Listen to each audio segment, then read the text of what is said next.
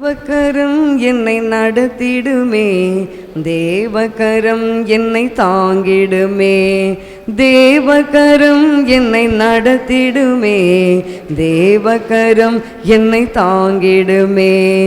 தேவனே என்னை ஆசீர்வதித்து எல்லையை என்றும் பெரிதாக்கும். தேவனே என்னை ஆசீர்வதித்து எல்லையை என்றும் பெரிதாக்கும்.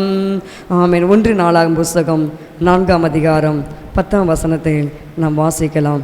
யாபேஸ் இஸ்ரவேலின் தேவனை நோக்கி, தேவரீர் என்னை ஆசீர்வதித்து என் எல்லையை பெரிதாக்கி உமது கரம் என்னோடிருந்து தீங்கு என்னை துக்கப்படுத்தாதபடிக்கு அதற்கு என்னை விலக்கி காத்தருளும் என்று வேண்டிக் கொண்டான்.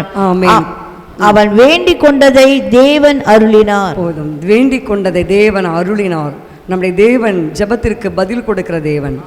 அதனால தான் அவருடைய பெயரே என்னது? ஜெபத்தை கேட்கிறவர். நம் ஜெபத்தை அவர் கேட்பது மாத்திரமல்ல, பதில் கொடுக்கிற தேவன். இந்த இடத்துல யாபேசுக்கு நம்ம 2 பார்த்தோம். இப்பொழுது தேவன் யாபேசோடு கர்த்தருடைய கரம், உமது கரம் என்னோடு இருந்து தீங்கு என்னை துக்கப்படுத்தாதபடி, தேவ கரம் என்னவெல்லாம் செய்ய போகுது என்று சொல்லி நாம் சுருக்கமாக நாம் தியானிக்கலாம். ஹல்லேலூயா. தேவக்கரம் முதலாவது யாபேசுக்கு தேவனுடைய கரம் இருந்தது. அந்த தேவனுடைய கரம் அவரோடு கூட இருந்தபடினால தான் தீங்கு அவரை துக்கப்படுத்தாதபடி விலக்கி பாதுகாத்தது. இன்றைக்கு அந்த புதிய ஆண்டில் வந்திருக்கிற நமக்கு தேவனுடைய கரம் நம்மோடு கூட இருக்க வேண்டும். அந்த தேவ கரம் இருக்கும் பொழுது என்னவெல்லாம் நடக்கும் என்று சொல்லி நாம் பார்க்கலாம்.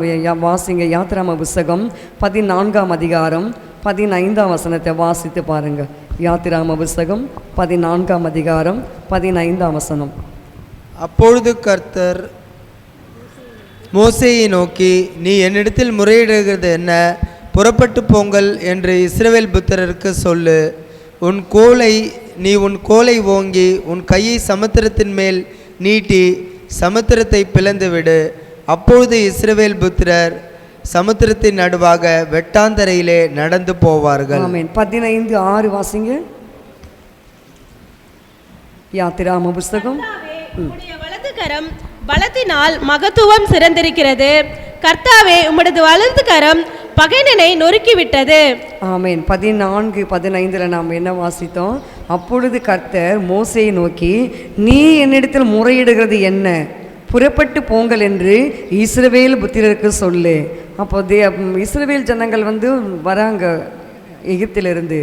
வரும் பொழுது அவர்களுக்கு முன்னதாக ஒரு கடல், செங்கடல் அவர்களை பயமுறுத்தி எப்படி கடப்பது என்று சொல்லி திகைத்து கொண்டிருக்கிறார்கள்.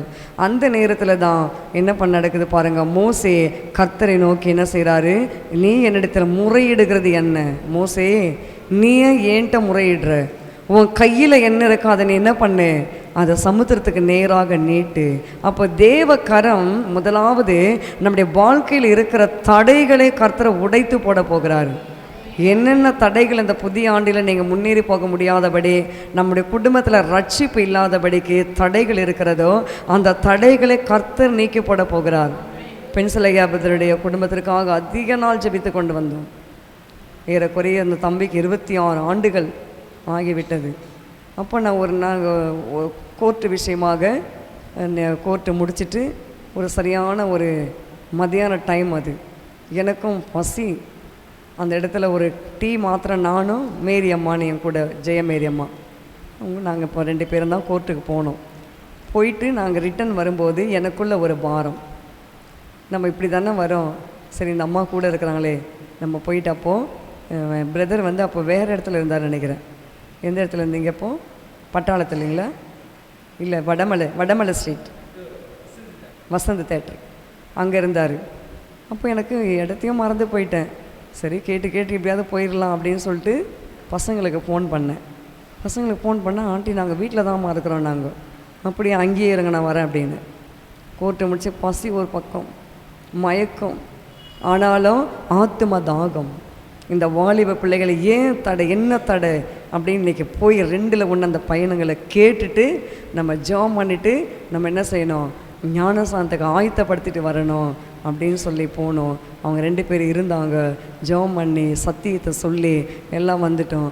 ஆனாலும் ரட்சிப்பு கிரியை செய்யவில்லை. எனக்கு ரொம்ப கஷ்டம், மனசு ரொம்ப வேதனையாக இருந்தது. என்னப்பா ஆவியானவரை, இவ்வளோ தூரம் அந்த பசங்களுக்கு நான் பேசிட்டு வந்திருக்கிறேன். ஒவ்வொரு வாரமும் வரும்போதெல்லாம் நான் கேட்பேன், இன்னும் என்ன தடை, இன்னும் என்ன தடை, ரட்சிப்புக்கு இருக்கிற அந்த தடைகளை கர்த்தர் நீக்கி போடுங்க அப்படின்னு சொல்லி ஜெபிக்கும் பொழுது தான் கர்த்தர் பாருங்கள், அந்த 2 பிள்ளைகளும் அவங்களாகவே நாங்கள் நியூ இயரில் ஞானஸ்நானம் எடுத்துக்கொள்ளுகிறோம். நான் கேட்டேன், நான் சொல்லி எடுக்கிறேன். இல்லை, உங்கள் அப்பா அம்மா சொன்னாங்க. இல்லை, அப்போ யார் சொன்னது? நாங்களே எடுக்கிறோம். அதுதான் ரட்சிப்பு. ஹல்லேலூயா சொல்லலாமா? இன்றைக்கு அந்த ரட்சிப்புக்கு விரோதமாக இருக்கிற தடைகளை நம் குடும்பங்களில் முதலாவது கர்த்தர் எடுத்து போட போகிறாரு. அதுதான் பெரிய ஆசீர்வாதம். எல்லாருமே நாம் பெற்றுக்கொண்ட அந்த ஆனந்த பாக்கியத்தை நம் குடும்பத்தில் இருக்கிற அத்தனை பேரும் பெற்றுக்கொள்ள வேண்டும். நாம் மட்டும் கானானுக்கு போனால் போதுமா? நாம் மட்டும் பரலோக ராஜ்யத்தில் போயிட்டு ஜீவக்கனியை புசித்தால் போதுமா? இல்லை, எல்லாருமே வர வேண்டும், கணவர் வரணும். அதனால தான் மோசே அந்த பார்வோன் ராஜா கிட்ட சொல்லுவார். அந்த பார்வோன் ராஜா என்ன சொல்லுவான்? எல்லாரையும் கூட்டிகிட்டு போயிடு, அந்த ஆடு மாடுகளை மாத்திரம் என்னை விட்டுட்டு போ, சின்ன குழந்தைங்களெல்லாம் விட்டுட்டு போ அப்படின்னு சொல்லுவான், சின்னவங்களெல்லாம். ஏன்னா அவங்க வளர்ந்து பெருசால ஆன பிறகு அவங்கள கொண்டு நம்ம என்ன செய்யலாம்? நம்ம தேசத்தில் நன்மை பெற்றுக்கொள்ளலாம். அப்போ மோசே என்ன சொல்கிறாரு? ஒரு குழம்பும் பின் வைக்கப்படுவதில்லை. ஒரு குழம்புன்னா ஒரு ஆடு, ஒரு மாடு, ஒரு ஒட்டகம், ஒரு கழுதை எதுவுமே பின் வைக்கக்கூடாது. எல்லாமே எங்கே வரணும்? கானானுக்கு வரணும். ஆமேன்னு சொல்லலாமா? அதே போல தான் இன்றைக்கு நம் குடும்பங்களில் கூட பிள்ளைகள், கணவர் எல்லாருமே எங்கே வர வேண்டும்?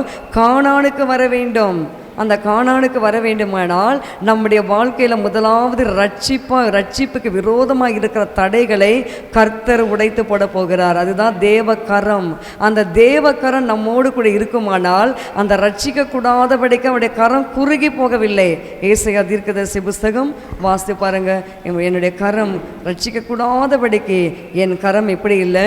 குறுகி போகவில்லை. கேட்கக்கூடாதபடிக்கு என்னுடைய என்னுடைய செவி மந்தமாகவில்லை. வாசிங்க அது.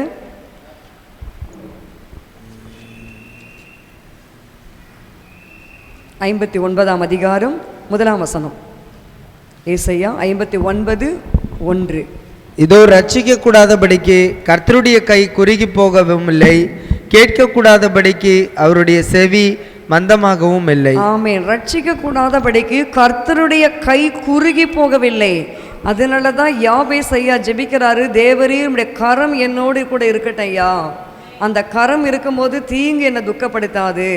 இன்றைக்கி நீங்களும் நானும் கூட அப்படி தான் ஜெபிக்க வேண்டும். தேவனே உம்முடைய கரம் எங்களோடு கூட இருக்கட்டும்.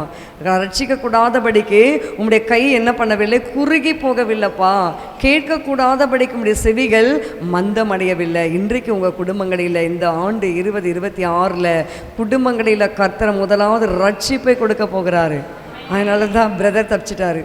2026 முதலாவது ரட்சிப்பை கர்த்தர் கொடுத்துட்டாரு. இல்லை, அது ஒரு பெரிய ஒரு சந்தோஷம். இன்றைக்கி ஹெவன்லி கவர்மெண்ட்டு இன்றைக்கி பயங்கரமாக சந்தோஷப்பட போகிறது. ஏனென்றால் ஒரு பாவி மனம் திரும்புகிறார்கள். இன்றைக்கு நம்முடைய குடும்பங்களை கூட நிச்சயமாக 2026 முடியறதுக்குள்ள ஒவ்வொரு குடும்பங்களில் தேவன் ஆளுகை செய்ய வேண்டும். அவருடைய கரம் நீட்டப்பட வேண்டும். அந்த கரம் நீட்டப்படும் பொழுது எப்படி செங்கடல் 2ஆக பிளந்து ஓடி போனதோ அதே போல் ரட்சிக்கக்கூடாதபடி இருக்கிற தடைகள் எல்லாம் கர்த்தர் உடைத்து எறிந்து தேவன் நம்முடைய குடும்பங்களில் வளர்த்து ஒரு ஆசீர்வாதத்தை கொடுக்க போகிறாரு. ஹல்லேலூயா சொல்லலாமா? ஆமென். அதே 15:6 நம்ம என்ன வாசம்? யாத்ராமா 15:6 வாசிங்க மீண்டும் ஒரு கூட. 15:6. கர்த்தாவே, உம்முடைய வலது கரம் பலத்தினால் மகத்துவம் சிறந்திருக்கிறது. ஆமென். கர்த்தாவே, உம்முடைய வலது கரம் பகைஞரை நொறுக்கிவிட்டது. உம்முடைய வலது கரம் பகைஞரை நொறுக்கிவிட்டது. இன்றைக்கு நம்முடைய குடும்பங்களுக்கு விரோதமாய் எழும்புகிற பொல்லாத பகைஞருடைய ஆவி கர்த்தருடைய கரமானது என்ன செய்ய போகிறது சொல்லுங்க? நொறுக்கி போட போகிறது. சங்கீதம் 21:8 வாசித்து பாருங்க. சங்கீதம் 21:8 நொறுக்கி போட போகுதுன்னு சொல்கிறேன். கம்மன் இருக்கிறீங்க. ஏன் ஒரு அலிலியா சொல்லலாம்ல? இல்லை, உமது கை உமது சத்துருக்கள் எல்லாரையும் எட்டி பிடிக்கும், உமது வலது கரம் உம்மை பகைக்கிறவர்களை கண்டுபிடிக்கும். ஆமென். உமது கை என்னது? உமது சத்துருக்களை எல்லாரையும் எட்டி பிடிக்கும். நீங்கள் போய் யாரையும் தொட வேண்டாம், நீங்கள் ஜெபித்தால் போதும். என்ன சொல்கிறீங்க? நீங்கள் ஜெபித்தால் என்ன செய்வார்? ஏசப்பாவுடைய கரம் என்னது? சத்துருக்களை எட்டி பிடித்து கொண்டு வந்துடும். கொண்டு வந்து அடுத்து என்ன செய்ய முடியும்? உம்மை பகைக்கிறவர்களை கண்டுபிடிக்கும். இன்றைக்கு சுவிசேஷத்துக்கு விரோதமாய் பாஸ்டர்மார்களை பகைக்கிற பொல்லாத ஆவிகளை கர்த்தர் என்ன செய்ய போறாரு? கண்டுபிடிக்க போறாரு. இன்னைக்கு நம்முடைய பிஎம் ஐயா வந்து ஒன்றுமே தெரியாத மாதிரி இருக்கார். இன்னைக்கு கண்டுபிடிச்சு அவருடைய ஆட்சியை கவிழ்த்து கர்த்தர் போட போகிறாரு. நீ மண்ணில் உட்காருப்பா, ப்ளீஸ் சிட் டவுன், நீ மண்ணில் உட்கார். உன்னுடைய மேன்மையெல்லாம் போய்விட்டது, இனி உனக்கு மேன்மை கிடையாது. உன் மேன்மையை வெறுத்து நீ என்ன பண்ணு? நீ மண்ணில் உட்காரு. ஏன் சொல்கிறேன் சொல்லுங்க? சுவிசேஷங்களையும் ஊழியர்களையும் பகைக்கிற பொல்லாத ஆவிகளை கர்த்தருடைய கை என்ன செய்ய போகிறது? கண்டுபிடிக்க போகிறது. குடும்பத்திற்கும் அப்படிதான். உங்கள் குடும்பத்தில் கூட யார் என் குடும்பத்துக்கு மாந்திரிகம் பண்ணுறாங்க, யார் என் குடும்பத்துக்கு செய்வினம் செய்கிறாங்க, யாருன்னு தெரியலையே. ஒருவேளை தெரியாமலே இருக்கட்டும், இல்லை தெரியாமல் இருந்தாலும் நீங்கள் ஜெபம் பண்ணுங்க. நீங்கள் ஜெபம் பண்ணி பாருங்கள், அந்த கை பகைங்கிற என்ன செய்யுமா? கண்டுபிடித்து கொண்டு வெளியே வந்து விடும். அல்லேலூயா சொல்லலாமா? யாபேஸுடைய ஜெபம் வீண் போகவில்லை. யாபேஸ் ஜெபிக்கிறாரு, கர்த்தருடைய கரம் என்ன செய்கிறது? சத்துருக்களை எட்டி பிடிக்கிறது. சத்துருக்களை என்ன செய்கிறது? கண்டுபிடிக்கிறது. அவர் வலது கரம். அடுத்து வாசிங்க 63ஆம் சங்கீதம் 8ஆம் வசனம். 63:8 சங்கீத புஸ்தகம் 63:8. என் ஆத்துமா தொடர்ந்து பற்றி கொண்டிருக்கிறது, உமது வலது கரம் என்னை தாங்குகிறது. ஆமென். உமது வலது கரம் என்னை தாங்குகிறது. என் ஆத்துமா உம்மை தொடர்ந்து பற்றி கொண்டிருக்கிறது. ஆத்துமா தொடர்ந்து பற்றி கொள்ள வேண்டும், நம்முடைய ஆத்துமா. அதனால தான் தாவீது 103ஆம் சங்கீதத்தில் என்ன சொல்றாரு? என் ஆத்துமாவே கர்த்தரை சோத்திரி, என் முழு உள்ளமே உடைய பரிசுத்த நாமத்தை சோத்திரி. என் ஆத்துமாவே கர்த்தரை சோத்திரி, கர்த்தர் செய்த சகல உபகாரங்களையும் மறவாதே. 103ஆம் சங்கீதத்தில் நான் வாசிக்கிறப்போ இந்த ஆத்துமா என்ன செய்ய வேண்டுமா? தொடர்ந்து நாம் தேவனை பற்றி கொள்ள வேண்டும். அப்படி பற்றி கொள்ளும் பொழுது தேவனுடைய வலது கரம் நம்மை தாங்கி பிடிக்கும். ஆமேன்னு சொல்லுவோமா? கர்த்தர் நல்லவர், அவர் கிருபை என்றும் உள்ளது. ஏசாயா 41:10 நம்ம என்ன வாசிக்கிறோம்? கர்த்தருடைய வலது கரம். வாசிங்க ஏசாயா 41:10. நீ பயப்படாதே, நான் உன்னுடனே இருக்கிறேன். திகையாதே, நான் உன் தேவன். நான் உன்னை பலப்படுத்தி உனக்கு சகாயம் பண்ணுவேன். என் நீதியின் வலது கரத்தினால் உன்னை தாங்குவேன். இடது கரத்தினால தாங்கல. தேவனுக்கு இடது கை கூட பலமுள்ள கைதான். ஆனாலும் பாருங்க, நம்ம தேவன் என்ன சொல்றாரு? என் நீதியின் வலது கரத்தினால் உன்னை தாங்குவேன், உன்னை தப்பு வைப்பேன், உன்னை ஏந்துவேன், உன்னை பலப்படுத்துவேன், உனக்கு வேண்டியதெல்லாம் நான் செய்வேன், சகாயம் செய்வேன். சகாயம் செய்கிற கேடகம் அவர், மகிமை பொருந்தின பட்டயம் அவர். நமக்கு வேண்டிய உதவிகளை எல்லாம் கர்த்தர் அவருடைய பரத்திலிருந்து நமக்கு அனுப்பி கொடுப்பாரு. அல்லேலூயா சொல்லலாமா? அதனால தான் நீ பயப்படாதே. எதை குறித்து நீ பயப்படாதே. இந்த வியாதி வந்து விடுமோ, அந்த வியாதி வந்து விடுமோ, இப்படியாக என் குடும்பம் இப்படி மாறிவிடுமோ, என் பிள்ளைகள்னாலும் இப்படி ஆகிவிடுமோ, ஏதோ ஒரு சூழ்நிலையில் பயந்து கொண்டு இருக்கலாம். பயப்படாது. அதனால தான் கர்த்தர் முதலாவது எடுத்த உடனே சொல்றாரு, நீ பயப்படாதே, நான் உன்னுடனே இருக்கிறேன், நான் உன் கூடவே இருக்கிறேன். அதனால் நீ என்ன பண்ணாத? நீ பயப்படாத. அதுக்கு பதிலாக நான் உன்னை திகையாதே, நீ இதை குறித்து நீ திகையாத. நான் உன் தேவன், நான் உன்னை என்ன செய்ய போகிறேன்? பலப்படுத்த போகிறேன். எனக்கு பலனே இல்லை. கடந்த வாரமெல்லாம் பார்த்தீங்கன்னா என்னுடைய இந்த வலது கரமானது துடித்து கொண்டே இருந்தது. என்னால் பெண்ணை வச்சு எழுத கூட முடியல. அப்படியே மைண்ட்லேயே வச்சிட்டே இருந்த அந்த வசனங்கள் எல்லாம் உட்கார்ந்து எழுதுனா அது அழுத்தம் கொடுத்தா இந்த வலது கரம் இந்த இடத்துல இருக்கிற இந்த நரம்புகள் அப்படியே துடிக்கும். எப்படி என்ன பண்ணுறது? எப்பா இயேசுவே, நம்ம வசனத்தை வந்து மற்றவங்களுக்கும் காட்டக்கூடாது இல்லைங்களா? அந்த நாள் தான் சொல்லணும். பாப்பா நான் எழுதி தட்டமான அதெல்லாம் வேணாம். என்ன நியூ இயர் மெசேஜான்னு கேட்டேன். இல்லைம்மா இது ஓல்டு இயர் மெசேஜ்ன்ட்டேன். அங்கே ஹெட்டிங்கை வேறு பார்த்துச்சு. உடனே அந்த ஹெட்டிங்கை ரப் பண்ணிட்டேன். இல்லை இது வந்து ஃபாஸ்டிங் ப்ரேயருக்கு எடுக்கிற அந்த மெசேஜை. அப்புறம் அது போயிடுச்சு. நான் எழுதி கொடுக்குறேன். இல்லைம்மா வேண்டாம். அப்போ நான் தேவன்கிட்ட கேட்டப்பா, வலது கரந்தான் ஒரு மனிதனுக்கு முக்கியமானது. எல்லாருக்குமே இந்த வலது கை மட்டும் இல்லைன்னு சொன்னால் ஒன்றும் செய்ய முடியாது. அப்போ நான் கேட்டேன், அப்போ உங்களுடைய வலது கரை என்னை தாங்குன்னு சொன்னீங்களே, இப்பொழுது அந்த மெசேஜ் எல்லாம் நான் எழுதுனேன் ஐயா, இந்த பாட்டெல்லாம் நான் எழுதுனப்பா, எனக்கு தெரியாதப்பா, என்னை பலப்படுத்துங்கப்பா. அப்படியே நீங்கள் எப்படி நம்புறீங்களோ தெரியல, இந்த இடமானது அப்படியே துடித்து கொண்டே இருக்கும். நானும் கையை வைத்து அமுக்கிறேன், கட்டி ஜெபிக்கிறேன். எண்ணெய் போடுறேன், இது ஏதோ நான் பண்ணுறேன், ஆனாலும் என்னால் முடியவே இல்லை. அதிகமான ஒர்க் இருந்தால் அப்படி ஆகிடும். ஏன்னா துணியெல்லாம் வந்து அப்படியே மிஷினில் போட மாட்டேன். துணியை வந்து ஃபஸ்ட்டு தண்ணியில் நனைச்சிட்டு அதை புழிஞ்சிட்டு அதுக்கப்புறம் வாஷிங் பவுடர் போட்டு அதை ஊற வச்சு அதுக்கப்புறம் அது இருக்கிற அந்த அழுக்கெல்லாம் கையில் நல்லா இப்படி கசக்கிட்டு அதுக்கு பிறகு தான் நான் வந்து மிஷினில் போடுறது. இப்படி இந்த மாதிரி செய்யும்போது சமைக்கும் போது அதிகமான ஒர்க் கொடுக்கும்போது ரொம்ப பலவீனமாகிவிட்டது. அப்போ நான் தேவன்கிட்ட கேட்டேன், யாபேஸுக்கு நீங்கள் சொன்னீங்க, இத்தனை பாயிண்ட்டு சொன்னீங்க, யாபேஸு ஜெபிச்சாரு, அவர் கரம் தாங்குதுன்னு. இன்றைக்கி என் கரமே இன்றைக்கி துடிச்சிட்டு இருக்குதுங்களே, என் கரத்துலேயே எனக்கு பலன் இல்லையே. எப்படி கர்த்தாவே என்னை நீங்கள் தொடுங்கப்பா, என்னை தொட்டு நீங்கள் இந்த நியூ இயரில் நான் நல்லபடியாக தேவ செய்து கொடுக்கணும், நான் நல்லா இருக்கணும், என் வீட்டு வேலைகளை நான் செய்யணும், என் பிள்ளைங்களை நான் குளிக்க வச்சு, அதுவும் பெரிய பொண்ணுடைய தலையை குளிக்க வைக்கிறதுக்கு அப்பா 2 லிட்டர் பால் குடிக்கணும். அவ்வளோ தடி முடியாக இருக்குது, ஒன்றும் முடியல. ஆனாலும் தேவனே குடும்பத்தையும் நான் கவனிக்கணும், நான் ஊழியத்தையும் கவனிக்கணும்ப்பா. உங்களுடைய வலது கரம் என்னை தாங்கும் என்று சொன்னீங்களே, எங்கப்பா உங்கள் வலது கரம் போயிடுச்சு? அப்பா உங்களுடைய வலது கரத்தை என்னை மீது வைத்து என்னை பலப்படுத்துங்கய்யான்னு சொல்லி கேட்கும் பொழுது கர்த்தர் என்னை பலப்படுத்தினார். அல்லேலூயா சொல்லலாமா? கர்த்தர் நல்லவர், அவர் கிருபை என்றும் உள்ளது. எனவே தேவன் அவருடைய வலது கரமானது நம்மை தாங்குகிற கரம், எல்லா நேரத்திலும் நம்ம தாங்கி பிடிக்கும். ஆரோன் மோசே ஐயா அவர் வந்து வயதின் மூப்பின் காரணமாக என்ன ஆகுது, அவருடைய சரீரம் பலவீனம் அடைகிறது.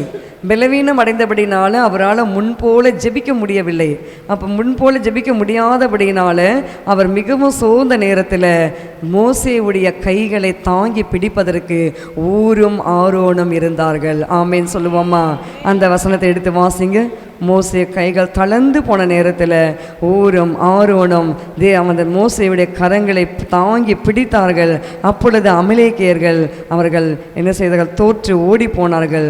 அப்போ அதுபோல் இன்றைக்கு நம்முடைய தேவ கரம் நம்ம எல்லாம் தாங்கி பிடிக்க வேண்டும். நம்ம வலது கரம் தாங்கி பிடித்து நம்மை பலப்படுத்த வேண்டும், நம்மை தப்புவிக்க வேண்டும், நமக்கு வேண்டிய எல்லா உதவிகளையும் கர்த்தர் செய்ய வேண்டும். வாசிங்க அந்த வசனத்தை. 17ஆம் அதிகாரம், யாத்திராம புஸ்தகம் 17ஆம் அதிகாரம் 12ஆம் வசனம். 11 கூட வாசிங்க, 11 கூட வாசிக்கலாம். வாசிங்க. மோசே தன் கையை ஏறெடுத்திருக்கையில் இஸ்ரவேலர் மேற்கொண்டார்கள். அவன் தன் கையை தாழ விடுகையில் அமலேக்கு மேற்கொண்டான். மோசேயின் கைகள் அசந்து போயிற்று. அப்பொழுது அவர்கள் ஒரு கல்லை கொண்டு வந்து அவன் கீழே வைத்தார்கள். அதன் மேல் உட்கார்ந்தான். ஆரோனும் ஊரும் ஒருவன் ஒரு பக்கத்திலும் ஒருவன் மறுபக்கத்திலும் இருந்து அவன் கைகளை தாங்கினார்கள். இவ்விதமாய் அவன் கைகள் சூரியன் அஸ்தமிக்கும் வரைக்கும் ஒரே நிலையாய் இருந்தது. ஆமென். மோசே என்ற தேவ மனிதருக்கு பலவீனம் அடைந்த பொழுது ஊரும் ஆரோனும் கைகளை என்ன பண்ணினார்கள், தாங்கி பிடித்தார்கள். இன்றைக்கு ஊழியர்களை நீங்கள் எல்லாம் என்ன செய்ய வேண்டும், கைவிட்டு விட வேண்டும். அப்படிதானே? என்ன பண்ணணும், தாங்கி பிடிக்கணும். பில்லர் நீங்கள் தான், தூண் நீங்கள் தான், பில்லராக இருக்கணும். பில்லராக இருந்து ஊழியர்களை என்ன செய்ய வேண்டும், தாங்கி பிடிக்கணும். நீங்கள் நிறைய பேர் ஊழியர்களை தாங்கி பிடிக்கிறாங்களோ இல்லையோ, தடிக்கு விழும்படி செய்து விடுகிறார்கள். என்ன சொல்கிறீங்க? அப்படி நாம் இருக்கக்கூடாது. மோசேக்கு ஊரும் ஆரோனும் தாங்கி பிடித்தார்கள். எப்படி ஜெபத்தில் ஜெபிக்கிறாங்க. ஜெபிக்க அந்த அமலேக்கியர் மேற்கொள்ளாமல் கீழே விழுந்து விடுகிறார்கள். இன்றைக்கி பிசாசு ஊழியர்களை தொடாமல் இருக்க வேண்டுமானால் விசுவாசிகள் தாங்கி பிடிக்க வேண்டும், விசுவாசிகள் ஜெபிக்க வேண்டும். ஜெபிக்கிறீங்களா? ஊழியருக்காக, எனக்காக ஜெபிங்க, சகல பரிசுத்தவான்களுக்காக ஜெபிங்க. எல்லாம் ஊழியருக்காக. நம்ம திருச்சபையில் வந்து ஊழியர் செய்துட்டு போகிற அத்தனை பேருக்கும் ஜெபிங்க. அதுதான் நம்ம என்ன செய்து தாங்கி பிடிக்கிறது. அதுதான் ஊரும் ஆரோனும் மோசே தாங்கி பிடித்தார்கள். அப்படி தாங்கி பிடிக்கிற பட்சத்தில் தான் அந்த அமலேக்கியர்கள் பாருங்கள் முறிந்து ஓடி போனார்கள். இன்றைய சத்துருக்கள், நீங்கள் ஜெபிங்க, ஊழியத்திற்காக ஜெபிங்க, எனக்காக ஜெபிங்க, என் பிள்ளைகளுக்காக ஜெபிங்க. ஊழியம் வளரணும், ஊழியத்துடைய எல்லைகள் விஸ்தாரமாக வேண்டும், ஊழிய எல்லைகள் எல்லாம் கர்த்தர் பாதுகாக்க வேண்டும். அப்படி சொல்லி நீங்கள் ஜெபிப்பீர்களானால் தேவன் எங்களை தாங்கி பிடித்து இன்னும் கூட எங்களுக்கு பலனை கர்த்தர் கொடுப்பாரு. ஹல்லேலூயா சொல்லலாமா? கர்த்தர் நல்லவர், அவர் கிருபை என்றும் உள்ளது. கர்த்தருடைய வலது கரத்தில் அவ்வளோ பெரிய காரியங்கள் இருக்கிறது. 118 சங்கீதம் 15 வசனம் வாசிங்க. சங்கீதம் 118:15. நீதிமான்களுடைய கூடாரங்களில் ரட்சிப்பின் கம்பீர சத்தம் உண்டு, கர்த்தரின் வலது கரம் பராக்கிரமம் செய்யும். ஆமீன். கர்த்தருடைய வலது கரம் என்ன செய்யுமா? பராக்கிரமம் செய்யும்.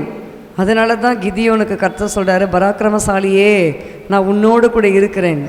இல்லை, பயங்கரமான பராக்கிரமசாலியாக கர்த்தர் நம்மோடு கூட இன்றைக்கு இருக்கிறாரு. நம்மளால் ஒன்றுமே செய்ய முடியாதான், நம்மளுடைய வீட்டு வேலை கூட செய்ய முடியாது, நம்ம எதுவுமே பண்ண முடியாது. அப்படிப்பட்ட ஒரு பலவீனமாக இருந்தாலும் கர்த்தர் நம்மோடு கூட அவருடைய வலது கரம் என்ன செய்து பாருங்க, நமக்கு பராக்கிரமம் செய்கிறது. அப்போ பராக்கிரமம் நடக்கிற எல்லா காரியத்தை நமக்கு செய்து முடிக்க போகுது. இப்போ பிரதர் வந்து, அம்மா என்னால் ஒன்றும் முடியலம்மா, ஷோல்டர்லாம் வலிக்குதுன்னாரு. கொஞ்சம் நேரம் ரெஸ்ட் எடுத்துகிட்டு வாங்க பிரதர், உடம்பு நல்லா ஆகிடும். அதனால் அவர் கேட்கலை. கர்த்தருடைய சமூகத்தில் உட்கார்ந்து இருக்கும் பலவீனம் இருக்கும். எனவே தேவன் அப்படி நீங்கள் பலவீனமாக இருக்கும் பொழுது கர்த்தருடைய வலது கர பராக்கிரமம் செய்யும். கிதியோனுக்கு செய்தது, எரேமியாவுக்கு செய்தது. எரேமியாவின் புஸ்தகத்தில் நாம் என்ன வாசிக்கிறோம்? கர்த்தரோ பயங்கரமான பராக்கிரமசாலியாக என்னோடு இருந்தார். எரேமியாவை கொண்டுட்டு போயிட்டு பாலும் கிணத்துல போட்டாங்க. சேறு உழன்ற சேத்துல கொண்டு போய் போட்டாங்க. சேத்துல அவர் உழன்று பிறண்டு அவர் தலைமுடியெல்லாம் சேரு, கண்ணுலெல்லாம் சேரு போன அந்த கண்கள் எப்படி இருக்கும் கொஞ்சம் யோசித்து பாருங்கள். எப்படி உளையான சேற்றில் எரேமியாவை போட்டு எவ்வளோ கொடுமைகள், எவ்வளோ வேதனைகள். அந்த நேரத்தில் கூட எரேமியாவை கர்த்தர் காப்பாற்றினார். அவரை கர்த்தர் அவரை காப்பாற்றினது. வாசிங்க, எரேமியா புஸ்தகத்தில் வாசிக்கிறோம். ஆமீன். ரெஃபரன்ஸ் சொல்லுங்க சிஸ்டர். 20:11 வாசிங்கம்மா. கர்த்தரோ பயங்கரமான பராக்கிரமசாலியாய் என்னோடு இருக்கிறார், ஆகையால் என்னை துன்பப்படுத்துகிறவர்கள் மேற்கொள்ளாமல் இடறுவார்கள், தங்கள் காரியம் வாய்க்காதபடியால் மிகவும் வெட்கப்படுவார்கள், மறக்கப்படாத நித்திய லட்சை அவர்களுக்கு உண்டாகும். அப்ப கர்த்தரோ என்ன செய்கிறாரா? பயங்கரமான பராக்கிரமசாலியாக எரேமியாவோடு கூட இருக்கிறாரு. பாலுங்கணத்துல போட்ட நேரத்தில் அவரை சிறைச்சாலையில் கொண்டு போய் போட்டாங்க. அவர் இருந்த சிறையை கூட கொளுத்தி விட்டார்கள். எவ்வளவு வேதனைகள், எவ்வளோ பாடுகள், உபத்திரவங்கள். அவருக்கு சாப்பிட ஆகாரம் கூட இல்லை. அந்த மாதிரி ஒரு சூழ்நிலை கூட எரேமியாவோடு கர்த்தருடைய கரம் பராக்கிரம் செய்தது. எரேமியா சொன்ன ஒவ்வொரு வாக்கு தத்தங்களையும் நிறைவேறுவதற்கு கர்த்தர் உதவி செய்தார். அது மாத்திரமல்ல, எரேமியா 1 அதிகாரம் 8 வசனத்தில் வாசித்து பாருங்க. எரேமியா 1 அதிகாரம் 8 வசனம். நீ அவர்களுக்கு பயப்பட வேண்டாம், உன்னை காக்கும்படிக்கு நான் உன்னுடனே இருக்கிறேன் என்று கர்த்தர் சொல்லுகிறார். திருச்சபையே, அகில உலக எளிமை பிரகாசி திருச்சபையே, சபையில் இருக்கிற விசுவாசிகளே, நீங்கள் பயப்படாதீங்க.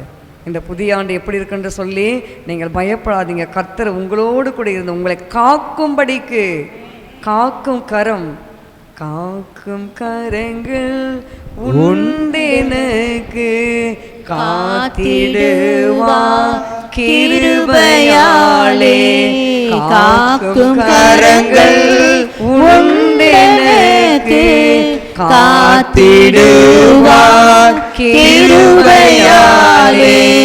அல்லேலூயா பாடி பாடி அலைகளை நான் தாண்டிடுவேன்.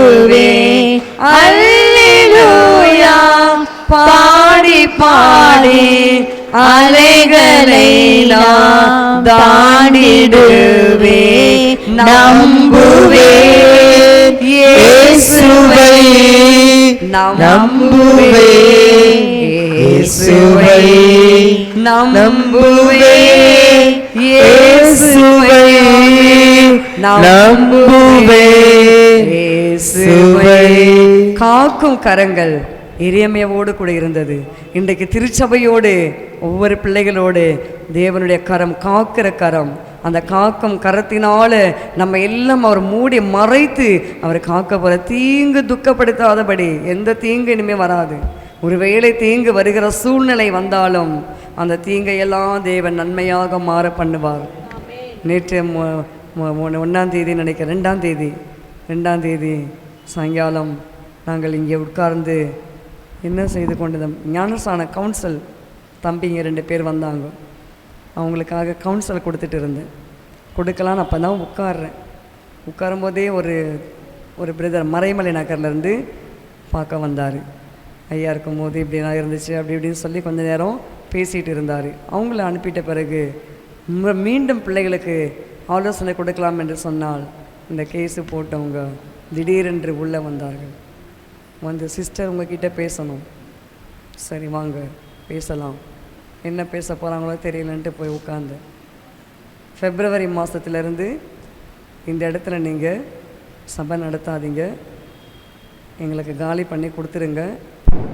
ஏன்னா வாங்குறவங்க சபை நடக்கிறபடினால இந்த இடத்த வாங்க மாட்டேங்கிறாங்க, அதனால் நாங்கள் இதை டெமாலிஷ் பண்ண போகிறோம். எப்படி இருக்கும் சொல்லுங்கள்? என் மனசு எப்படி இருந்திருக்கும்? அப்படிங்களா பிரதர்? சரிங்க பிரதர் பண்ணிக்கோங்கன்ட்டு இப்படி தான் சொன்னேன். சரிங்க பிரதர் பண்ணிக்கோங்க. எதங்க பிரதர் பண்ணுவீங்க? மார்க் பண்ணி வச்சுருக்காங்கல்ல, அங்கேருந்து அது வரைக்கும் தானே பிரதர் பண்ண போகிறீங்க. அப்போ இதெல்லாம் இருக்கும்ல. இன்னொருத்தர் இதை இடிக்கும் போது அது எப்படிமா நிற்கும்? எல்லாம் பல கொட்ட போதுமா? ஓகே கொட்டட்டும், பரவாயில்ல. அந்த ஆளுங்களுக்கு ஒன்றுமே புரியல. என்ன இந்த அம்மா நம்ம இப்படி சொல்கிறோம், சரின்றாங்களே அப்படின்னு சொல்லி வேறு என்ன பண்ணுறது? நம்ம போய் சண்டை போட முடியுமா? நம்ம போய் கோச்சிக்க முடியுமா? நம்ம எதிர்க்க முடியுமா? நம்ம போராட முடியுமா? எல்லாவற்றுக்கும் சோத்திரம். ஹல்லேலூயா சொல்லலாமா? கர்த்தர் நல்லவர், அவர் கிருபை என்றும் உள்ளது. அப்போ நான் உடனே வந்து தேவ சமூகத்தில் இங்கே நின்று கதர்ன. எல்லையை பெரிதாக்குன்னு சொன்னீங்களே, நீங்களே சொல்லுங்கப்பா. முன்னோர்கள் தேவன் எங்கே? உங்கள் கரம் எங்கேயா? உங்கள் கரம் நீட்டப்படட்டும். உங்கள் கரம் நீட்டப்பட்டு சொன்ன வார்த்தைகளை அப்படியே அவங்க வாயிலிருந்து மாற்றி போடுங்க அப்படின்னு சொல்லி அந்த வார்த்தையை மாத்திரம்தான் சொல்லி ஜெபம் பண்ணேன். கர்த்தர் நம்மோடு கூட பராக்கிரமசாலியாக இருக்க போகிறாரு. பராக்கிரமசாலி இருந்து நம்மோடு கூட செய்கிற காரியங்களை கேட்டு அதை வாசிங்க. எரேமியாவில் என்ன வாசித்தோம்? லட்சம் அடைவார்கள் இல்லை? அப்படி தானே வாசித்தோம்? 20:11 இப்படி மேற்கொள்ளாமல் இடறுவார்கள், தங்கள் காரியம் வாய்க்காதபடியால் மிகவும் வெட்கப்படுவார்கள். என்னென்னமோ முயற்சி எடுக்கிறாங்க, ஏதேதோ பண்ணுகிறார்கள், பண்ணட்டும், எல்லாவற்றுக்கும் நம்ம விட்டு கொடுக்குறோம். ஆனால் வசனம் என்ன சொல்லுது? தங்கள் காரியம் வாய்க்காதபடியால் மிகவும் வெட்கப்படுவார்கள், மறக்கப்படாத நித்திய லட்சை அவர்களுக்கு உண்டாகும். அந்த வெட்கம் அவங்க வாழ்க்கையில் மறக்கவே முடியாது. அதுபோல ஒரு காரியத்தை கர்த்தர் செய்ய போகிறாரு. நீங்கள் என்ன செய்ய வேண்டும்? இந்த வாக்கு தத்தங்களை வைத்து எனக்காக நீங்கள் ஜெபிக்க வேண்டும், சபைக்காக நீங்கள் ஜெபிக்க வேண்டும். அப்படி நீங்கள் சொல்லி ஜெபிக்கும் பொழுது நிச்சயமாக இந்த எரேமியா 20:11 சொல்லியபடி அப்படியே அந்த குடும்பத்திற்கு கர்த்தர் நடத்துவார். ஆமென் சொல்லுவோமா? கர்த்தர் நல்லவர், அவர் கிருபை என்றும் உள்ளது. எப்படி தான் எனக்கு அந்த தைரியம் வந்ததுன்னு தெரியல, எப்படி தான் அதை நான் பேசணும்னு தெரியல. நான் இல்லை, கர்த்தர் என் கூட இருக்கிறார். உன்னை காக்கும்படிக்கு நான் உன்னுடனே இருக்கிறேன். கர்த்தருடைய கரம் தீங்கு அணுகுவதில்லை. கர்த்தருடைய கரம் பராக்கிரமம் செய்யும். கர்த்தருடைய கரம் தாங்கி பிடிக்கும். ஹல்லேலூயா! அந்த கரத்தை மாத்திரம் நான் நம்பி இருக்கிறேன். அந்த கரமே நம் திருச்சபையை தாங்கி பிடிக்க போகிறது, உங்கள் குடும்பங்களை தாங்கி பிடிக்க போகிறது. ஹல்லேலூயா சொல்லலாமா? ஆமென். இன்னும் ஒரு வசனம் கூட வாசிக்கலாம். ஏசாயா 62:3 வசனத்தை வாசித்து பாருங்கள். கர்த்தருடைய கரம் நமக்கு என்ன மேன்மையை கொடுக்க போகிறது என்று. 62:3 நீ கர்த்தருடைய கையில் அலங்காரமான கிரீடமும் உன் தேவனுடைய கரத்தில் ராஜ முடியுமாய் இருப்பாய். ஆமென். நீ கர்த்தருடைய கையில் அலங்காரமான கிரீடமும் உன் தேவனுடைய கரத்தில் ராஜ முடியுமாய் இருப்பாய். அப்போ இவ்வளோ பெரிய மகத்தான ஆசீர்வாதங்களை இந்த 2026 கர்த்தருடைய கரம் நமக்கு கொடுக்க போகிறது. அந்த கர்த்தருடைய கரம் யார் மீதெல்லாம் இருக்கிறதோ அவர்கள் எல்லாம் ராஜ முடியமாக அடுத்து என்ன செய்ய போகிறாங்கன்னா தேவனுடைய கரத்தில் அலங்காரமான கிரீடம். நீங்கள் ஒருத்தருக்கு போயிட்டு நீங்கள் சுவிசேஷத்தை நீங்கள் சொல்லுங்களேன், ஒரு தம்பிக்கோ ஒரு தங்கைக்கோ ஒரு அம்மாக்கோ ஒரு ஐயாக்கோ ஒரு நாளைக்கு நீங்கள் சுவிசேஷம் சொல்லி பாருங்கள். நீங்கள் ஒருத்தருக்கு நீங்கள் சுவிசேஷங்களை அறிவிக்கும் போது நமக்கென்று ஒரு கிரீடம் இருக்கிறது.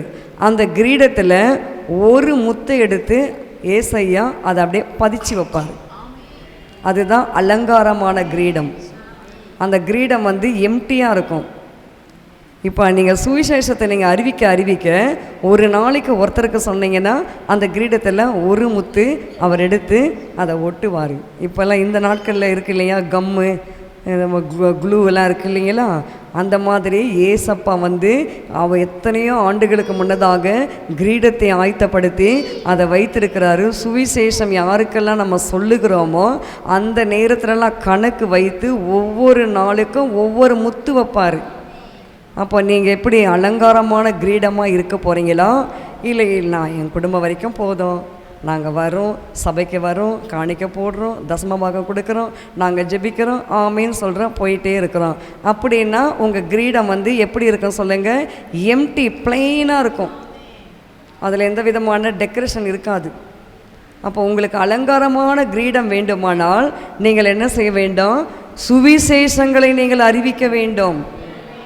யாபேஸ் அப்படி தான் இருந்தார். யாபேஸ் துக்கத்தோடு அவங்க அம்மா பெற்றாங்க.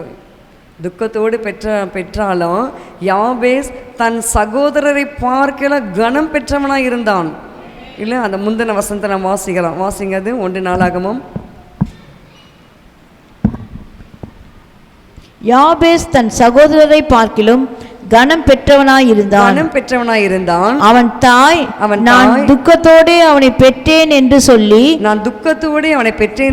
அவனுக்கு யாபேஸ் என்று பெயரிட்டாள். அப்போ துக்கத்தோடு பெற்ற யாபேசு தன் சகோதரரை பார்க்கல எப்படி இருக்கிறாரு?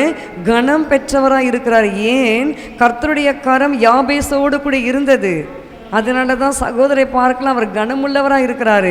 இன்றைக்கு நம்முடைய குடும்பத்தில் கூட அண்ணன் தம்பிகளை காட்டிலும் அக்கா தங்கையை காட்டிலும் நம்மை ஒரு பிடி கர்த்தர் அதிகமாய் வைக்க வேண்டும், அதிகமாக மேன்மையாக வைக்க வேண்டும். ஆனால் கர்த்தருடைய கரம் நம்மோடு கூட இருக்க வேண்டும்.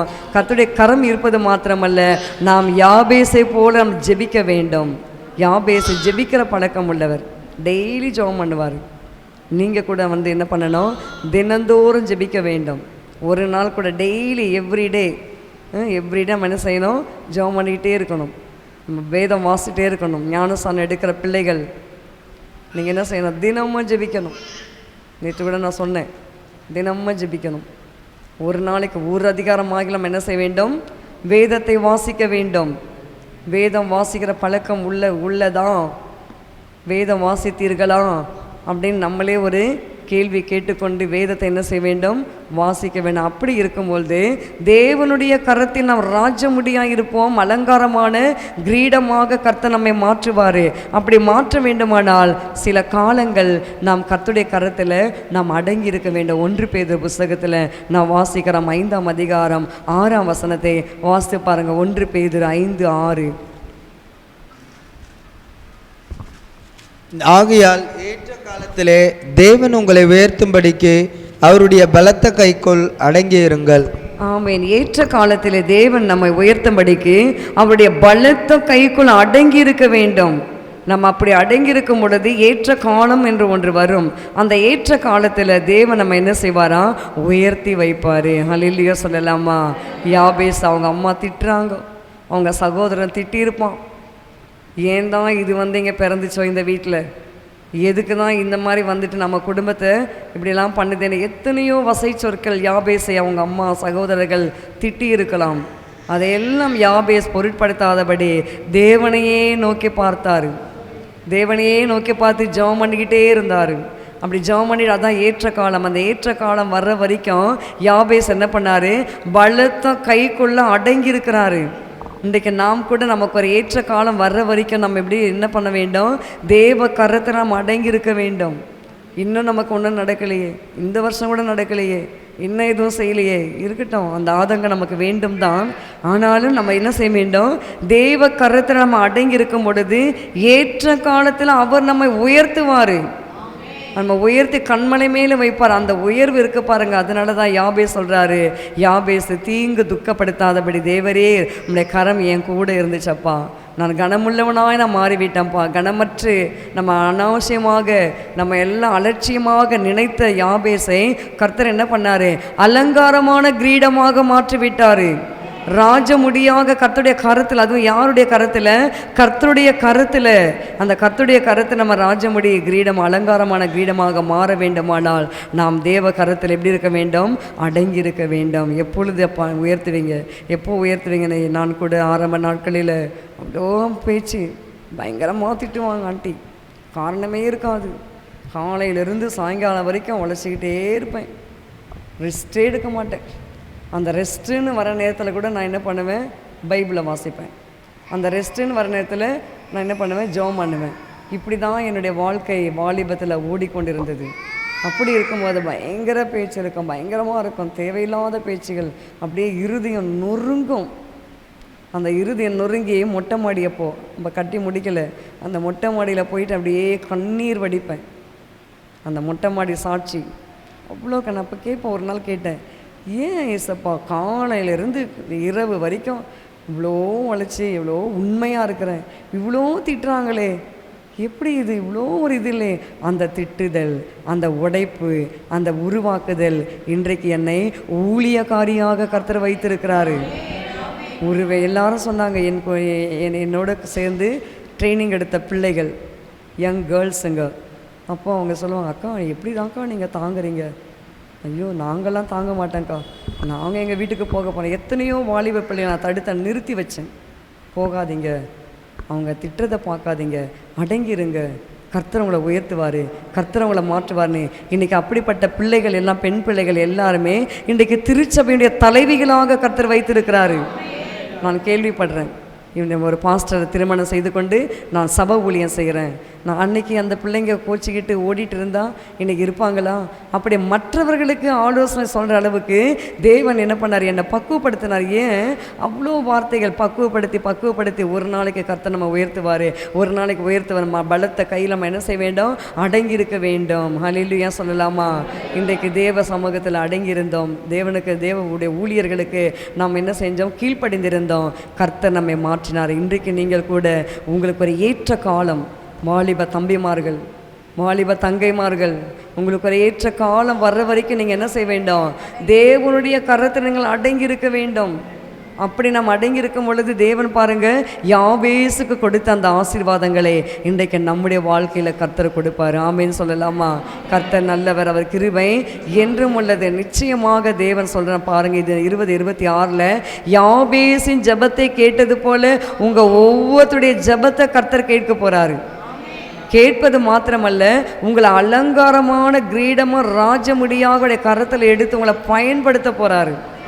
நீங்கள் ஜெபிக்கும் பொழுதே கட்டுகள் உடைய போகுது. நீங்கள் ஜெபிக்கும் பொழுதே சுகவீனமாக இருக்கிறவங்க சுகமாக்க போகிறாங்க. கொல்லகுப்பம் பகுதியில் மார்க் என்றதான ஒரு படிக்காதவர் சிஸ்டர் கூட ஒரு தேவ வாக்கா நீங்கள் சொல்லிட்டு வந்தாங்க, நீயே ஒரு பாஸ்டர் ஆகிடுப்பா, இங்கே வரவங்களுக்கெல்லாம் நீ சுவிசேஷத்தை நீ சொல்லிடுப்பா அப்படின்னாங்க. ஏற்கனவே ஒரு முறை ஐயா வந்து அவங்கள ஒரு முறை இங்கே கூப்பிட்டு ஒரு சின்ன எண்ணெய் பாட்டில் வாங்கி, நல்லா இன்னும் ஞாபகம் இருக்குது, அந்த இடத்துல தான் அந்த பில்லர் இருக்குது பாருங்கள், அந்த இடத்துல உட்கார வச்சு ஐயா என்ன பண்ணார், ஒரு பைபிள் 2 பேருக்கும், கணவன் மனைவி 2 பேருக்கும் பைபிளை கொடுத்துட்டு அந்த சின்ன பாட்டில் எண்ணெயை கட் பண்ணி அப்படியே ஐயா ஊற்றுறாரு. அந்த எண்ணெயை ஊற்றிக்கிட்டே இருக்கிற அந்த வடியுது. எனக்கு ஒரு பக்கம் சிரிப்பான்னு, தாவீதுக்கு சாமுவேல் தைல குப்பியை உடைச்சி ஊற்றுனது மாதிரி இப்படி ஊற்றுறாருன்னு எனக்கு சிரிப்பை தாங்க, நான் ஓடி போயிட்டேன், இது இப்படி பண்ணுறாரு அப்படின்னு சொல்லிட்டு. ஏவுதல் ஐயாவுக்கு அந்த நடத்துதல், அப்படியாக அவர் அந்த எண்ணெயை ஊற்றி, மார்க்கு நீ வந்து அந்த ஊருக்கு நீ தான் பாஸ்டர், நீ தான் ஜெபம் பண்ணி எல்லாம் பண்ணணும்னு சொல்லி ஒரு விளையாட்டாக அன்றைக்கி சொன்னார். இன்றைக்கி பார்த்தீங்கன்னா அந்த மார்க்கு, படிப்பறிவில்லாத மார்க்கு, அநேகருக்கு ஜெபம் பண்ணி சுகமாக்குற வல்லமே கர்த்தர் கொடுத்துருக்கிறாரு. அவருக்கே 2 ஆண்டுகளுக்கு முன்னதாக டிபி வியாதியில் அட்டாக் ஆகிட்டார்.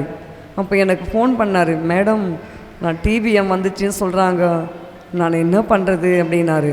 அப்படியா, ஒன்றும் பண்ணாதீங்க, தாம்பரம் என்ற ஒரு இடத்துல டிபி ஹாஸ்பிட்டல் இருக்குது, நேராக நீங்கள் போயிட்டு என்ன பண்ணுங்க, அங்கே அட்மிட் ஆகிடுங்க, அங்கே உங்களுக்கு ட்ரீட்மெண்ட் கொடுப்பாங்க, நல்லா ஆகிடும் அப்படின்னு சொன்னேன்.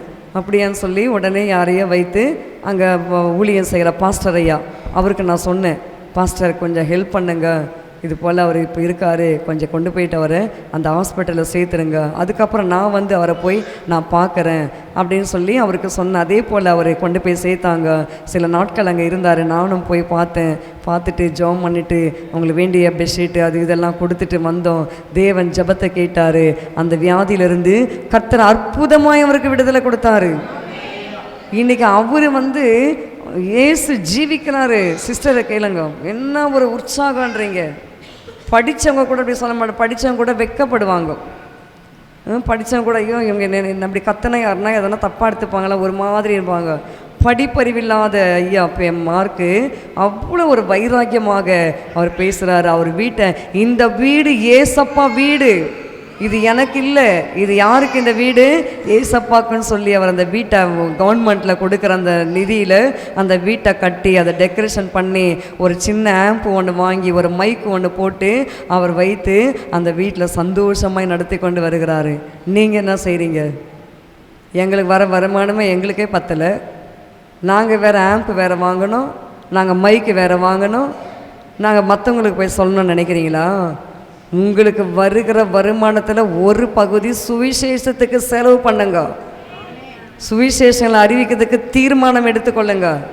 அங்கே படிப்பறிவு இல்லாத ஒரு பாமர ஒரு மகன், அவருக்கு யார் சொல்லி கொடுத்தது இல்லை, அவர் தானாகவே முன் வந்து திருத்தணியில் போயிட்டு அவர் எல்லாத்தையும் வாங்கிட்டு வந்து இதெல்லாம் வைத்து கொண்டு நாங்கள் போயிட்டு முடித்த உடனே எங்களுக்கு இட்லியும் எங்களுக்கு கறி குழம்பும் நல்லா செஞ்சு கையிலேயே மசாலாவை அரைச்சி, என்ன டேஸ்ட்டுன்றீங்க அந்த இட்லி அந்த கறி குழம்பும். நாங்கள் காரில் வரும்போதெல்லாம் பேசிக்கிட்டே வந்தோம், அப்பா என்ன டேஸ்ட்டு, அந்த மிக்சியில் அரைச்சா கூட அந்த டேஸ்ட் எல்லாம் போயிடும். கையிலே அந்த மக்கள் குடிசை வீட்டில் இருந்தாங்க தெரியுமா, எத்தனை இடங்களில் அவங்க மாறி மாறி போனாங்க தெரியுமா. கடைசியாக அந்த பகுதியில் ஜெபம் பண்ணிட்டு வந்தேன், ஆவியானவரே இந்த பகுதியிலிருந்து இந்த மக்கள் வேறு இடத்துக்கு போகக்கூடாது, நிரந்தரமாக இந்த இடத்துக்கு இந்த பிள்ளைகளுக்கு பட்டா கொடுங்க, எல்லாம் ரேஷன் கார்டு கொடுங்க, இந்த பிள்ளைகளுக்கு வெளிச்சம் லைட்டு கொடுங்க, தண்ணி கொடுங்க அப்படின்னு சொல்லி ஜெபம் பண்ணிட்டு வந்தேன். அவங்க வீடு எப்படி இருக்கும் தெரியுமா, பனை ஓலை, அங்கங்கே இருக்கிற அந்த ஏரிக்கரை ஓரங்களில் பனைமரம் இருக்கும் பாருங்கள், அந்த பனை மரத்தில் ஓலைகளை வெட்டிக்கிட்டு வந்து இந்த கடல் பாலை செடி இருக்கும் பார்த்தீங்களா கிராமங்களில், அந்த கொம்பை எடுத்துகிட்டு வந்து அது சும்மா சக்க மாதிரி தான் இருக்கும், அதை வந்து அவங்க கொம்புகளாக அதை வைத்து அந்த ஓலையை வைத்து வீடு அவங்கவுங்க சின்ன சின்ன வீட்டை கட்டிக்கிட்டு அப்படியாக வாழ்ந்து கொண்டு வந்தார்கள். அந்த பகுதியில் கடைசியாக நான் நின்று ஜெபம் பண்ணிட்டு வந்தேன், இனிமேல் நீங்கள் இந்த இடத்த விட்டு நீங்கள் போக மாட்டீங்க, இங்கே தான் நிரந்தரமாக இருப்பீங்கன்னு. இன்றைக்கி தேவன் பாருங்கள் அவங்களுக்கெல்லாம் மாடி வீடு கர்த்தர் கட்டி கொடுத்துருக்கிறாரு. அவங்களுக்கு எல்லாமே வந்து டேப்பு குழாய் தண்ணி 24 hours. நமக்காக இங்கே மெட்ரோ வாட்டரு கொஞ்சம் நேரம் கழித்த உடனே நின்றுடுது, அவங்களுக்கு 24 hours பஞ்சாயத்து தண்ணி வந்து கொண்டே இருக்கிறது. நல்ல சம்பளம், அவங்க பூ பறிக்கிற வேலை, அவங்க கரும்பு வெட்டுற வேலை, மாந்தோப்பில் அவங்க காவல் காக்கிற வேலை, இப்படி சீசனுக்கு ஏற்றது மாதிரி அவங்களுடைய வாழ்வாதாரத்தை கர்த்தர் உயர்த்தி கொண்டு வருகிறார். ஹல்லேலூயா சொல்லலாமா? இன்றைக்கி நாம் கூட பிரியமான தேவ ஜனமே, இயேசுக்காக ஏதாவது ஒன்று செய்யுங்க. கர்த்தருடைய கரம் உங்களை நிச்சயமாக தாங்கி பிடிக்கும். கர்த்தருடைய கரம் உங்கள் குடும்பத்தை உயர்த்தும், உங்கள் குடும்பத்தில் ஆசீர்வாதம் வரும். நீங்கள் என்ன செய்யணும், அது மார்க்கு மாதிரி நீங்கள் ஒரு வைராகியத்தை நீங்கள் எடுத்துக்கொள்ளுங்க. சிஸ்டர் போன 2-3 நாட்களில் ஃபோனில் பேசும்போது ஒரு வார்த்தை சொன்னாங்க, அது அப்படியே என் மைண்டில் ஓடிக்கிட்டே இருந்தது. என் ஊழிய எல்லையை விசாரமாக்கணும், புது புது ஊழியத்தை நான் செய்யணும் அப்படின்னு சொன்னாங்க. அதுலேருந்து நானும் ஜெபிக்க ஆமாண்டவரே, ஊழிய எல்லையை நீங்கள் விசாரமாக்குங்கப்பா, புது புது ஊழியங்கள் நடக்க வேண்டும், புது புது இடத்துக்கு போயிட்டு சுவிசேஷங்களை நாம் அறிவிக்கப்பட வேண்டும் என்று சொல்லி, அதுபோல் நம்முடைய வாழ்க்கையில் ஊழிய எல்லைகளை கர்த்தர் விரிவாக்குவார். இன்றைக்கி நீங்கள் டிராக்டர் ஊழியம் செய்கிறீங்களா, அதை இன்னும் கொஞ்சம் கூட கர்த்தர் விஸ்தாரமாக்குவார். நீங்கள் மருத்துவமனை ஊழியம் செய்கிறீங்களா, அதை விஸ்தாரமாக்குவார். இல்லை நான் எந்த ஊழியுமே நான் செய்கிறது இல்லையே அப்படின்னு இருக்கிறீங்களா, இன்னிலேருந்து ஒரு தீர்மானம் எடுத்துக்கொள்ளுங்கள். மாதம் ஒரு முறை நான் டிராக்டர் ஊழியங்க. நகோமி என்ற ஒரு சிஸ்டர் இங்கே இருக்கிறாங்க, ஒவ்வொரு செவ்வாய்க்கிழமையும் அவங்க என்ன செய்கிறாங்க, டிராக்ஸ் ஊழியம் செய்கிறாங்க. சிஸ்டர் வந்திருக்கீங்களா, செய்கிறீங்களா?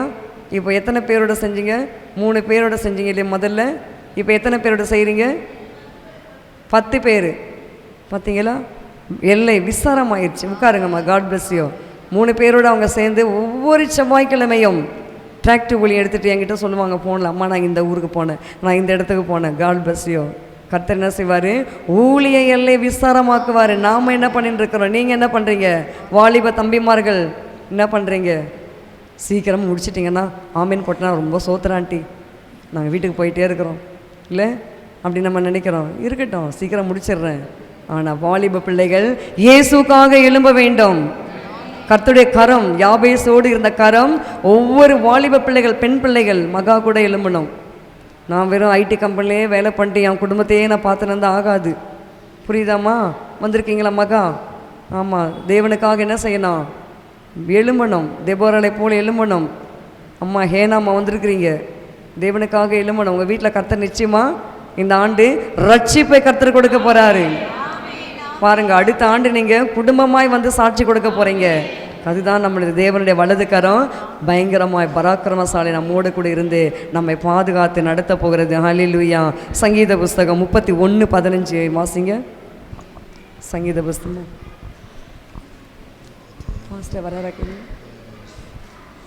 சங்கீத புஸ்தகம் 31:15. என் காலங்கள் உமது கரத்தில் இருக்கிறது, என் சத்துருக்களின் கைக்கும் என்னை துன்பப்படுத்துகிறவர்களின் கைக்கும் என்னை தப்புவியும். ஆமென். என் காலங்கள் எப்படி இருக்கிறதா? கரத்தில் இருக்கிறது. கர்த்தருடைய கரத்தில் இருக்குது. என் காலங்கள் உமது கரத்தில் இருக்கிறது. என் சத்துருக்களின் கைக்கும் என்னை துன்பப்படுத்துவன் கைக்கும் என்னை தப்புவியும். யாபேசுடைய காலங்கள் கர்த்தருடைய கரத்தில் இருந்தது. அதனால தான் யாபேசுக்கு விரோதமாய் வந்த சத்துருக்களுடைய கரத்திலிருந்து கர்த்தர் தப்புவித்தார். இன்றைக்கு நம்முடைய காலங்கள் கூட யாருடைய கரத்தில் இருக்க வேண்டும்? கர்த்தருடைய கரத்தில் இருக்க வேண்டும். நம்ம சொல்லணும், அப்பா என் காலங்கள் உங்கள் கரத்தில் இருக்குதப்பா, நீங்கள் என்னை நடத்துங்க, நீங்கள் என் குடும்பத்தை நடத்துங்க, என் பிள்ளைகளை நீங்கள் நடத்துங்க, சத்துருக்களை எல்லாம் நீங்கள் நொறுக்கி போடுங்க, என் சபைக்கு விரோதமாக வருகிற சத்துருக்களை நொறுக்கி போடுங்க, தேசத்துக்கு விரோதமாக வருகிற சத்துருக்களை நொறுக்கி போடுங்க என்று சொல்லி நாம் கேட்கும் பொழுது யாபேசின் ஜெபத்தை கேட்டவர் நம் ஜெபத்தை கேட்டு சத்துருக்களை எல்லாம் நொறுக்கி போடுவார். ஹல்லேலூயா சொல்லலாமா? ஆமென். கர்த்தர் நல்லவர், கிருபை என்றும் உள்ளது. 33ஆம் யாத்திராம புஸ்தகம் 33ஆம் அதிகாரம் 22-23 வாசிங்க. யாத்திராம புஸ்தகம் 33ஆம் அதிகாரம் 22-23. என் மகிமை கடந்து போகும் பொழுது நான் உன்னை அந்த கன்மலையின் வெடிப்பிலே வைத்து நான் கடந்து போக மட்டும் என் கரத்தினால் உன்னை மூடுவேன். பின்பு என் கரத்தை எடுப்பேன், அப்பொழுது என் பின்பக்கத்தை காண்பாய், என் முகமோ காணப்படாது என்றார். ஆமேன். பின்னும் கர்த்தர் யாத்திராகமும் 33:22 தானே வாசிங்க. பின்பு என் கரத்தை, என் மகிமை கடந்து போகும்போது நான் உன்னை இந்த கண்மலையின் வெடிப்பிலே வைத்து நான் கடந்து போக மட்டும் என் கரத்தினால் உன்னை மூடுவேன். மோசேக்கு கர்த்தர் இந்த வாக்குத்தத்தங்களை கொடுக்கிறாரு. இன்றைக்கு நம்முடைய வாழ்க்கையில் கூட கர்த்தருடைய மகிமை, அவர் கரமானது நம்ம என்ன செய்கிறதா?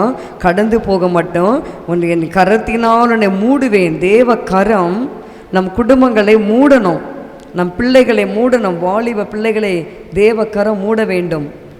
ரேலிஸ் வந்திருக்கீங்களா? வந்திருக்காங்களா?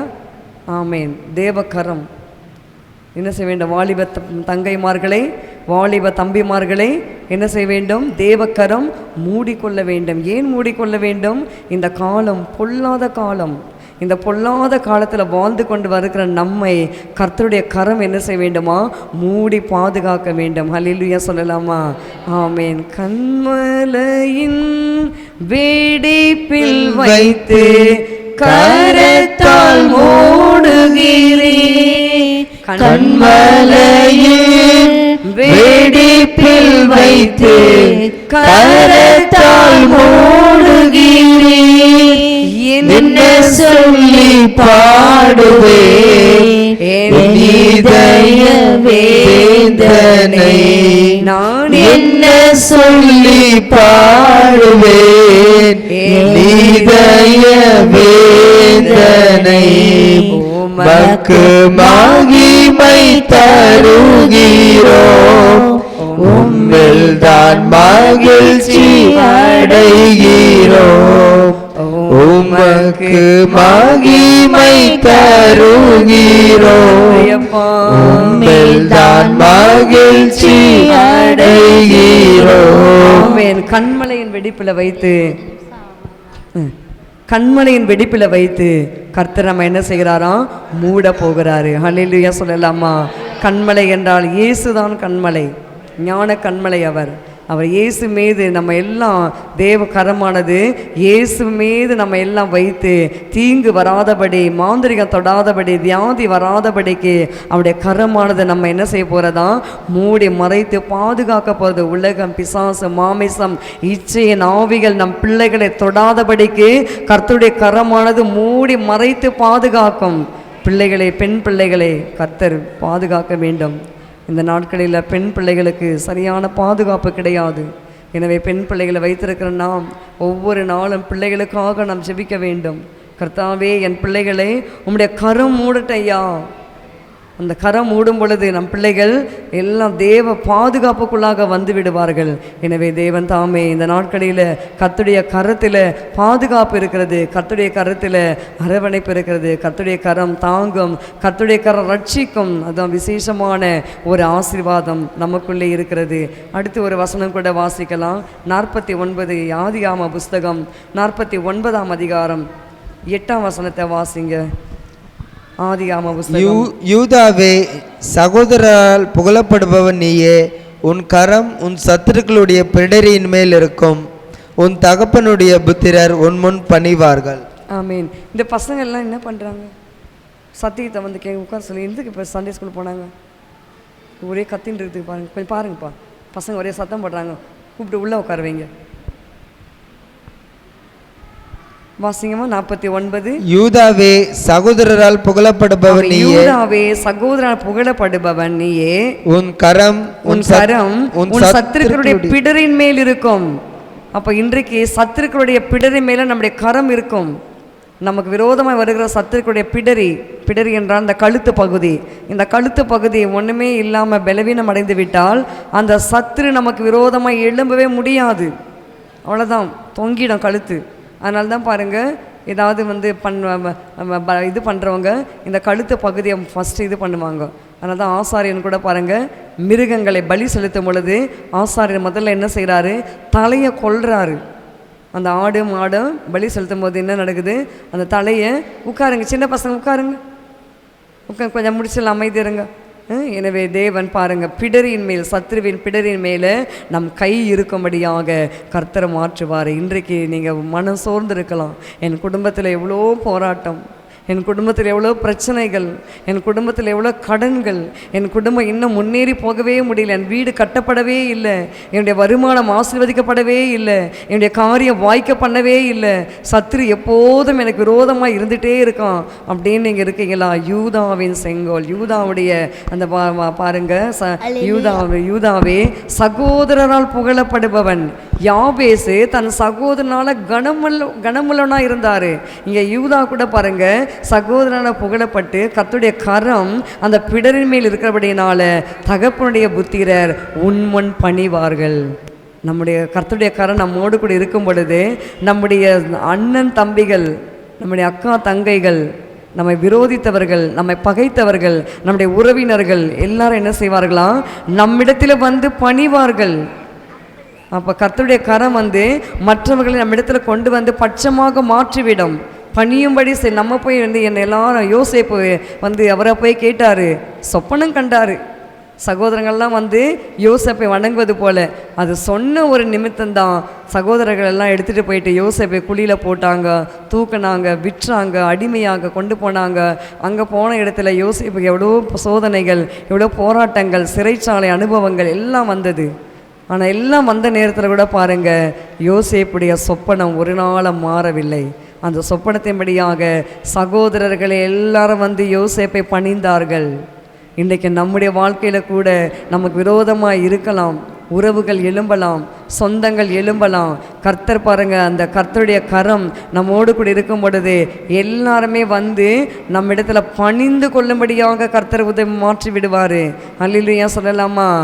யூதாவே நீ எழுந்து துதி, தேவ சமூகமுனோடுதான்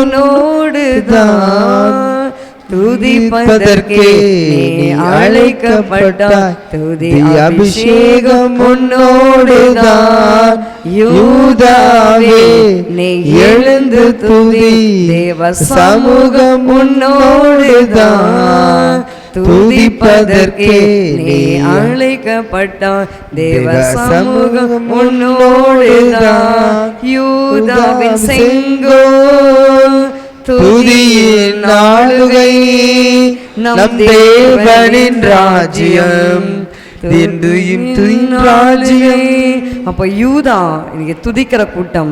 இன்றைக்கு நாம் கூட துதிக்கும் பொழுது நமக்கு விரோதமாய் வருகிற சத்துருக்கள் எல்லாம் நம் பட்சத்தில் கர்த்தரை கொண்டு வந்து நம்மை பணியும்படிக்கு கர்த்தர் செய்வார். ஹல்லேலூயா சொல்லலாமா? கர்த்தர் நல்லவர், அவர் கிருபை என்றும் உள்ளது. நம் கண்களை மூடி நாம் செபிக்கலாம். நன்றி ஆவியானவரே, உம்மை சோத்திரிக்கிறோம் ஐயா, உம்மை துதிக்கிறோம் ஐயா. நாங்கள் கேட்ட அந்த வார்த்தையின்படி கர்த்தாவே எங்கள் வாழ்க்கையில் ஐயா தேவ கரம் எங்களோடு இருக்கட்டும் ஐயா. அந்த கரம் எங்களை ரட்சிக்கட்டும் ஐயா. அந்த கரம் எங்கள் குடும்பங்களை தாங்கி பிடிக்கட்டும். அந்த கரத்தினால் எங்களை மூடிக்கொள்ளுங்கப்பா. அந்த கரத்தில் இருக்கிற கர்த்தாவே ஆசீர்வாதங்கள் இந்த நாளில் கேட்டது போல எங்கள் குடும்பத்தில் அப்படியே வந்து சேரட்டும் ஐயா. நாங்கள் கர்த்தருடைய கரத்தில் ராஜமுடியாக, அலங்காரமான கிரீடமாக, முத்திரை மோதிரமாக எங்களை கர்த்தாவே நீங்கள் வைக்கும்படிக்கு நாங்கள் செபிக்கிறோம். ஒவ்வொரு குடும்பத்தை கர்த்தர் ஆசீர்வதிப்பீராக அப்பா. பெண் பிள்ளைகள், வாலிப பெண் ஆண் பிள்ளைகள், சிறு பிள்ளைகள் எல்லாரும் கர்த்தர் பாதுகாத்து கொள்ளுங்க. உங்களுடைய கரத்தினால மூடிக்கொள்ளுங்கப்பா. தீமை அணுகாதபடி யாபேசை எப்படி பாதுகாத்தீங்களோ அதே போல கர்த்தாவே இந்த ஆண்டு முழுவதுமாக எங்களையும் எங்கள் குடும்பங்களையும் சபையையும் ஊழியத்தையும் கர்த்தர் நீங்கள் பாதுகாக்க போற கிருபைக்காக நாங்கள் நன்றி செலுத்துகிறோம். காத்துக்கொள்ளுங்க, பலப்படுத்துங்க. துதிக்க நம்ம மகிமையெல்லாம் உமக்கே செலுத்துகிறேன். இயேசுவின் நாமத்தில் பிதாவே, ஆமேன். நாம் சேர்ந்து சொல்லுவோம்.